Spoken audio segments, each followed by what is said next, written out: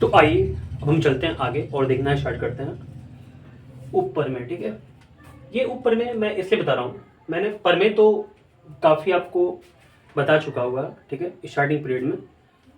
अब मुझे जो आगे आने वाला चैप्टर है ना, उसमें क्वेश्चन को समझाने के लिए इसको बताना पड़ रहा है। ठीक है, तो जो पहला क्वेश्चन है, जो प्रश्नावली 2 है, उसमें पहला ही क्वेश्चन में आपको इसका जरूरत पड़ने वाला है। तो मैं पहले इसको प्रूव करके दिखा रहा हूँ ताकि आपको क्वेश्चन में कोई दिक्कत ना हो, आप ये नहीं समझे कि कैसे ये आ गया। ठीक है, तो चलिए अब देखना स्टार्ट करते हैं। यहाँ पर ये ऊपर में बोल रहा, यदि अधिक कोण त्रिभुज एबीसी, आप देख सकते हैं यहाँ पर एक अधिक कोण त्रिभुज है एबीसी, ए बी सी। ठीक है, तो आपको तो पता होना चाहिए कि अधिक कोण त्रिभुज किसे बोलते हैं, यानी कि वैसा त्रिभुज जिसमें एक कोण जो है ना वो 90 डिग्री से अधिक होता है और 180 डिग्री से कम होता है, उसको अधिक कोण त्रिभुज कहते हैं। ठीक है, जैसे यहाँ पर जो कोण है ना, ये 90 डिग्री से अधिक है और 180 डिग्री से कम है, इसी के चलते इसको अधिक कोण त्रिभुज बोलेंगे।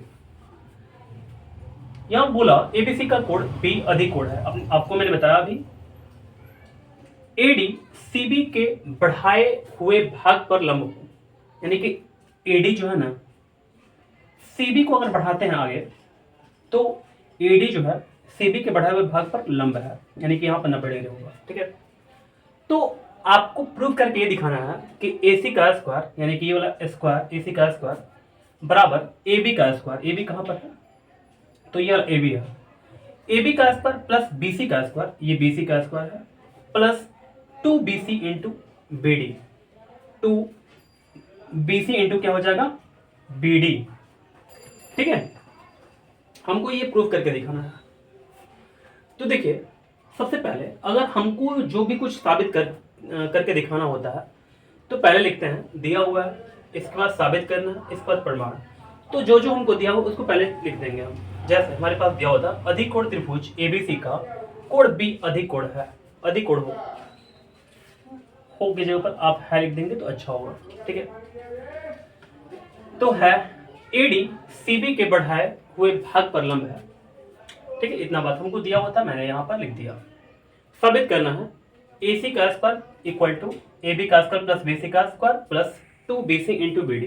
ठीक है, चलिए, तो सबसे पहले हमने देखा कि हमको ये साबित करना और यहाँ पर एसी दिख रहा मुझे, तो मैंने सोचा कि AC जो है वो तो बड़ा त्रिभुज में है ना, तो मैं बड़े त्रिभुज में आ गया। पहले त्रिभुज ACD में, ACD में आएंगे, पाइथागोरस नियम लगाएंगे। ठीक है, पाइथागोरस नियम क्या कहता है कि कर्ण का स्क्वायर बराबर लंब का स्क्वायर प्लस आधार का स्क्वायर।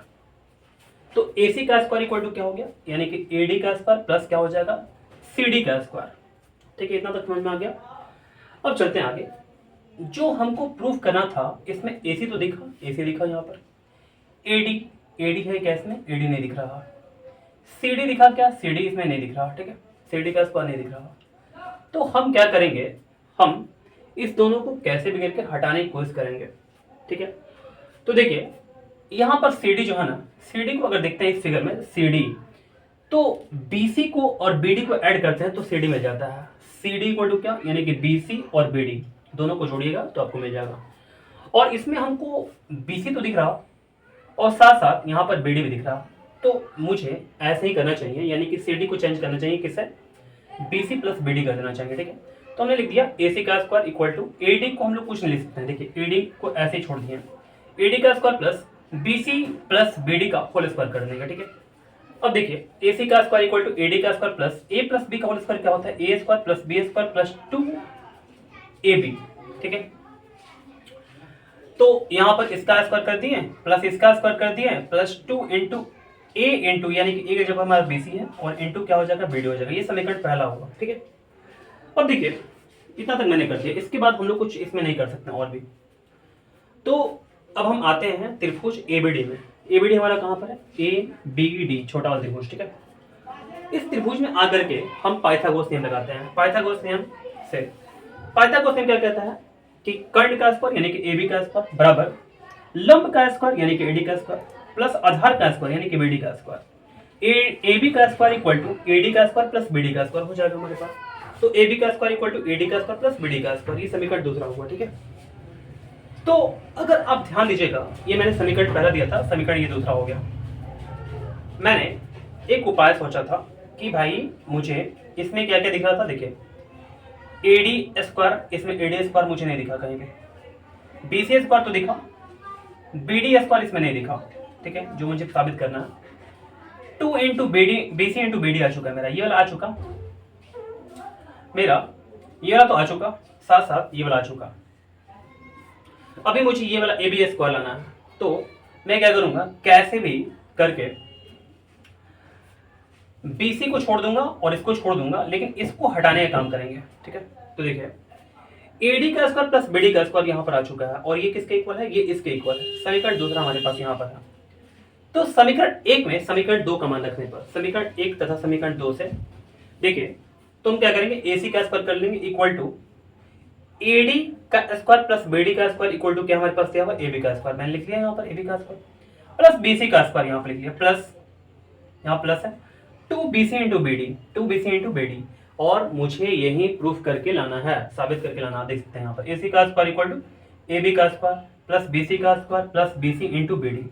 तो मैं उम्मीद करता हूं कि आपको ये ऊपर में समझ में आ गया होगा। ठीक है,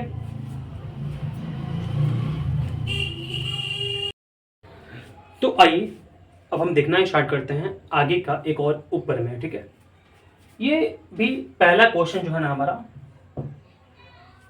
उसमें ये ऊपर में का, इस ऊपर में का प्रयोग है। ठीक है, तो देखिएगा सबसे पहले इसको अच्छे से पढ़ते हैं, वो समझाते हैं आपको। यदि त्रिभुज ABC का कोण B न्यून कोण हो, आपके सामने दो फिगर दिख रहा होगा, एक ये वाला एक ये वाला। इसमें जो B कोण है ना वो न्यून कोण है, यहाँ पे B कोण है और यहाँ पे B कोण है, तो दोनों न्यून कोण है। न्यून कोण का मतलब आपको समझ में आना चाहिए कि 90 डिग्री से छोटा और 0 डिग्री से बड़ा जो कोण होता है वो न्यून कोण कहलाता है। तो दोनों के दोनों न्यून कोण हो गए हमारे पास। और AD BC अथवा BC के बढ़ाए हुए भाग पर लंब हो। AD जो है ना, AD ये वाला AD है, ये भी AD है, तो BC या BC के बढ़ा हुए भाग, ये वाला भाग है, पर लंब है कौन, AD लंब है।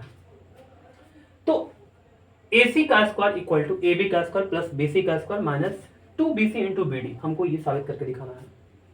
अगर इस त्रिभुज में देखें AC का पोजीशन कहाँ पर है, तो हमारे पास AC यहाँ पर दिख रहा है। AB का पोजीशन कहाँ पर है, AB का यहाँ पर पोजीशन है। फिर BC का पोजीशन कहाँ पर है, BC का पोजीशन यहाँ हमारे पास यहाँ पर है, minus 2BC into BD, BC into BD। ठीक है, ऐसे करके आप यहाँ पे देख सकते हैं। ठीक है, अब चलते हैं हम लोग आगे। तो मुझे ये साबित करके दिखाना है, तो हम सबसे पहले इसमें लिखेंगे जो जो कुछ दिया हुआ है उसको लिख लेंगे। ठीक है, दिया हुआ है त्रिभुज ABC का कोण B न्यून कोण है और AD, BC अथवा BC के बढ़ाए हुए भाग पर लंब है।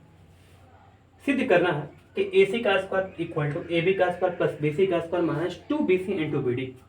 ठीक है, देखिए हमारे पास ये चीज दिखा BC इंटू BD, और मेरा दिमाग पता है कहाँ चला गया, BC और BD को देखने के लिए। ठीक है, देखिए हमने जैसे इसको देखा ना BC को और BD को, तो मैंने सोचा एक काम करते हैं, पहले BC अगर देखते हैं BC, तो दो चीजों को ऐड करने पर आएगा, BD को और CD को। तो फटाफट मैंने लिख दिया, चूंकि BC equal to BD plus CD। अब देखिए हमको BC और BD साथ में चाहिए, तो BC को और BD को साथ में लाना पड़ेगा। तो BC या हम ऐसे लिख सकते हैं BC minus BD equal to CD। अब देखिए यहाँ पर 2BC इंटू BD चाहिए, 2 चाहिए, मेरे पास क्या है यहाँ पर माइनस में लगा हुआ है। तो हमने क्या किया, दोनों तरफ वर्क कर दिया। इससे फायदा क्या हुआ मुझे, देखिए BC माइनस BD का होल स्क्वायर और यहाँ भी क्या हो गया CD का होल स्क्वायर। इसका स्क्वायर करने पर A square plus B square minus 2AB मिल जाएगा, यहाँ पर CD का स्क्वायर हो जाएगा। यहाँ पर समीकरण मैंने पहला डाला। अब ध्यान देंगे, मुझे जो यहाँ पर सिद्ध करना है ना, मैंने यहाँ पर अब तक ला दिया। ठीक है, अब इसमें क्या क्या और चीज आया हुआ है जो कि इसमें आना चाहिए। तो BC आया हुआ है, इसमें है क्या, BC नहीं है, BC हमारे पास है, यानी कि मैंने BC मिला दिया। ठीक है। अब हमको बी डी यहाँ पर देखना है कि बी डी है इसमें, है नहीं है, सी डी है इसमें नहीं है सी डी, तो हमको बी डी और सी डी को हटाना पड़ेगा, बी डी स्क्वायर को सी डी स्क्वायर को। ठीक है, समझ में बात आ रहा है क्या? बी डी कहाँ पर है, देखिए बी डी हमारे पास यहाँ पर है, सी डी कहाँ पर है, सी डी हमारे पास यहाँ पर है। बी डी और सी डी को ध्यानपूर्वक देखने के बाद मुझे इस त्रिभुज में और इस त्रिभुज में ऐसा लगा कि आना चाहिए। ठीक है, ये दोनों त्रिभुज में आना चाहिए और दोनों त्रिभुज में आकर के पाइथागोरस नियम को लागू करना चाहिए। ठीक है, तो मैं क्या सोचा कि चलो चलते हैं। ठीक है, दोनों त्रिभुज में एक एक करके और बीडी को हटाने का काम करते हैं और सीडी को भी हटाने का काम करते हैं। ठीक है, तो पहले मैं आता हूं ए बी डी में। ठीक है, पाइथागोरस नियम से देखिएगा, आपको पता होना चाहिए यहाँ पर 90 है, यहाँ भी 90 है, तो इस त्रिभुज में 90 ये वाला है तो ये कर्ण होगा, तो ए बी का स्क्वायर इक्वल टू क्या हो जाएगा, ए डी का स्क्वायर प्लस बी डी का स्क्वायर। इतना मैंने लिख दिया। ए बी का स्क्वायर माइनस ए डी का square equal to B D का स्क्वायर, क्योंकि मुझे इसको हटाना है और मैंने बी डी को अलग कर दिया, यहाँ पर समीकरण दूसरा लिख दिया। इसके बाद बी डी को तो हटा दिया अलग साइड में, अब इसके बाद क्या करेंगे, सी डी को अलग करेंगे इस त्रिभुज में आकर के। तो फिर पाइथागोरस नियम से त्रिभुज ए सी डी में पाइथागोरस नियम से ए सी का स्क्वायर, क्योंकि 90 यहाँ पर है तो ए सी का square equal to A D का स्क्वायर प्लस सी डी का स्क्वायर हो जाएगा। ठीक है, अब देखिए मुझे सी डी को अलग करना है, तो ए सी का स्क्वायर माइनस ए डी का square equal to C D का स्क्वायर, यहाँ पर समीकरण तीसरा। यहाँ तक आपको बात समझ में अच्छा से आ गया होगा। ठीक है, अब देखते हैं आगे।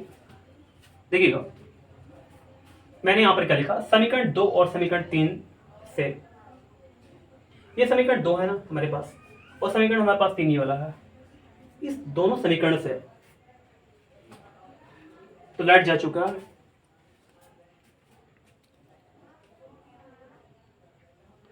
देखिएगा तो दोनों समीकरण से बी डी स्क्वायर तथा सी डी स्क्वायर का मान समीकरण 1 में रखने पर, ये समीकरण जो है ना इसमें बी डी स्क्वायर और सी डी का स्क्वायर मान रख लेंगे, तो हमारे पास यहां पर क्या है, हमारे पास समीकरण 1 में, तो देखिए बी सी का स्क्वायर चुपचाप से लिख देंगे ऐसे करके, बी डी का स्क्वायर हमारे पास क्या है, बी डी का स्क्वायर इक्वल टू क्या है, ए बी का स्क्वायर माइनस ए डी का स्क्वायर, तो ए बी का स्क्वायर माइनस ए डी का स्क्वायर हो जाएगा। ठीक है, यहाँ तक काम हमारा कंप्लीट हो गया। बी डी स्क्वायर का मैंने पुट कर दिया इस चीज को, यहाँ पर जो दिया था बी डी स्क्वायर का मान। ठीक है, minus 2bc into B D, इसको हटाना नहीं है क्योंकि मुझे ये प्रूफ करना, ये इसको दिखाना ही है, इसको हटाना नहीं कुछ भी, तो minus 2bc into B D हो गया इक्वल टू, अब देखते हैं सी डी का स्क्वायर हटाते हैं क्योंकि मुझे सी डी स्क्वायर इसमें नहीं चाहिए। सी डी स्क्वायर का मान कितना दिया हुआ है, ए सी का स्क्वायर माइनस ए डी का स्क्वायर, तो ए सी का स्क्वायर माइनस क्या हो जाएगा, ए डी का स्क्वायर हो जाएगा। ठीक है, तो हमने इतना तक कर दिया, माइनस ए डी का स्क्वायर माइनस ए डी का स्क्वायर कैंसिल हो जाएगा क्योंकि दोनों इक्वल के लेफ्ट हैंड साइड में और एक राइट हैंड साइड में है और दोनों निगेटिव में है, तो दोनों को मैंने कैंसिल कर दिया। क्या बचा हमारे पास, बी सी का स्क्वायर प्लस ए बी का square minus 2bc into B D बराबर ए सी का स्क्वायर हो गया। हम इसको सजा कर लिखेंगे। देखिए तो ए सी का स्क्वायर, यहाँ पर ए सी का स्क्वायर मैंने यहाँ पर लिख लिया, ए सी का square equal to A B का स्क्वायर, यहाँ से ए बी का स्क्वायर मैंने उठाकर यहाँ पर रख दिया, प्लस बी सी का स्क्वायर, यहाँ पर बी सी हमारे पास स्क्वायर था तो यहाँ पर मैंने रख दिया बी सी का square minus 2bc into B D, minus 2bc into B D हो गया हमारे पास। ठीक है, यही प्रूव करना था। तो उम्मीद करते हैं ये ऊपर में आपको अच्छे समझ में आ गया होगा।